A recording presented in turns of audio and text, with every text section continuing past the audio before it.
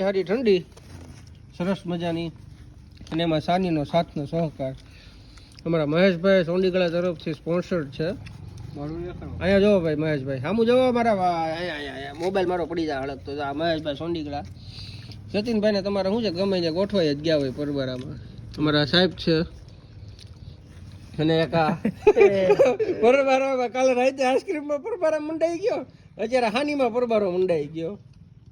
શરમ જેવી છે, શરમ છે, શરમ છે. 10 રૂપિયા મેં દીધા હતા. ઠંડી અત્યારે થોડીક વધારે છે એટલે હાની ખાઈએ. જો ભાઈ આ દુનિયામાં માણાને ઓલું શું કહેવાય છે, ખારું ખાય તો ખારું ખાય એને શું બંધ કરવું પડે? શું વધે એનાથી? ડાયાબિટીસ, કોલેસ્ટ્રોલ માણાને વધતું હોય તો ખારું ખાવાનું બંધ કરવાનું ડૉક્ટર કહે. હા, એ બીપી વધતું હોય તો હવે અમારે આમ જાણે. અને ડાયાબિટીસ વધે તો ગળ્યું ખાવાનું ડૉક્ટર બંધ કહે.